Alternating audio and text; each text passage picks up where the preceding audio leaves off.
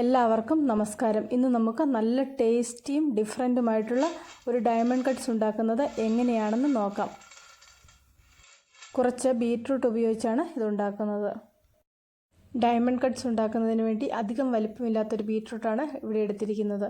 അതിൻ്റെ പകുതി മാത്രമേ ഇതിലേക്ക് ആവശ്യമുള്ളൂ.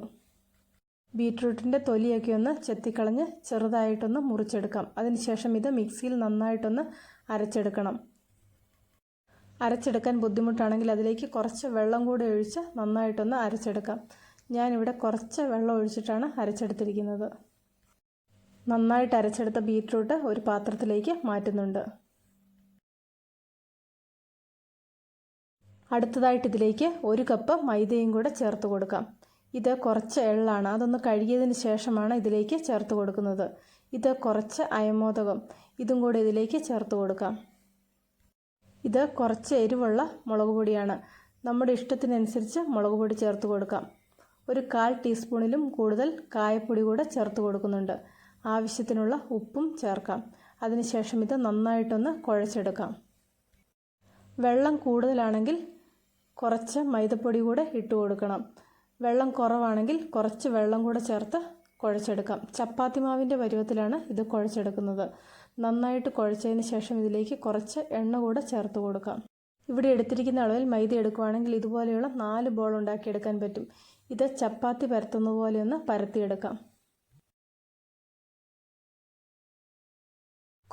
കനം കുറച്ച് പരത്തുന്നതാണ് നല്ലത്. ഒരുപാട് കട്ടി കൂടിയിട്ടുണ്ടെങ്കിൽ ഇത് ക്രിസ്പി ആയിട്ട് വരില്ല. ഇവിടെ ഒരു ചപ്പാത്തിയുടെ വലുപ്പത്തിലാണ് പരത്തിയെടുത്തിരിക്കുന്നത്.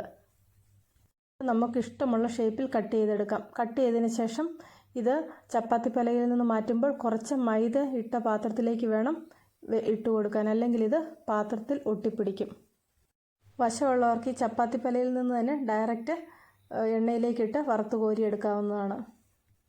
ഇതുപോലെ ഓരോരുത്തരുടെയും ഇഷ്ടത്തിനനുസരിച്ച് കട്ട് ചെയ്തെടുക്കാം. കട്ട് ചെയ്തതിന് ശേഷം ഇത് നന്നായിട്ട് ചൂടായ എണ്ണയിലേക്ക് ഇട്ട് വറുത്ത് കോരിയെടുക്കാം. ഇവിടെ എണ്ണ നന്നായിട്ട് ചൂടായി വന്നിട്ടുണ്ട്. എണ്ണ നന്നായിട്ട് ചൂടായതിന് ശേഷം ഇവിടെ എടുത്തിരിക്കുന്ന എണ്ണയുടെ അളവിനനുസരിച്ചുള്ള ഡയമണ്ട് കട്ട്സ് ഇട്ട് കൊടുക്കാം. ഈ ഡയമണ്ട് കട്ട്സ് കാണാൻ തന്നെ നല്ല രസമാണ്. വറുത്ത് വരുമ്പോൾ നല്ല പിങ്ക് കളറായിട്ട് കിട്ടും. കഴിക്കുന്നതിനും നല്ല ടേസ്റ്റാണ്. എല്ലാവരും ഒരു പ്രാവശ്യം ഇതുപോലെ ഒന്ന് ഉണ്ടാക്കി നോക്കണം. നിങ്ങൾക്കെല്ലാവർക്കും ഇത് നന്നായിട്ട് ഇഷ്ടപ്പെടും. ഇതുപോലെ ഉണ്ടാക്കി വെച്ചിട്ടുണ്ടെങ്കിൽ എത്ര ദിവസം വേണമെങ്കിലും കേടാകാതെ സൂക്ഷിക്കും. നമ്മൾ സാധാരണ ഡയമണ്ട് കട്ട്സ് ഒക്കെ ഉണ്ടാക്കി വെക്കുന്നത് പോലെ തന്നെ ഇതും ഉണ്ടാക്കി എയർ ടൈറ്റ് ആയിട്ടുള്ള ഒരു പാത്രത്തിൽ സൂക്ഷിച്ച് വെക്കാവുന്നതാണ്. ഇന്നത്തെ റെസിപ്പി എല്ലാവർക്കും ഇഷ്ടപ്പെട്ടെന്ന് വിശ്വസിക്കുന്നു. ഇഷ്ടപ്പെട്ടെങ്കിൽ ലൈക്ക് ചെയ്യണം, ഷെയർ ചെയ്യണം. ചാനൽ സബ്സ്ക്രൈബ് ചെയ്യാത്തവർ ആരെങ്കിലും ഉണ്ടെങ്കിൽ സബ്സ്ക്രൈബ് ചെയ്യാനും മറക്കണ്ട.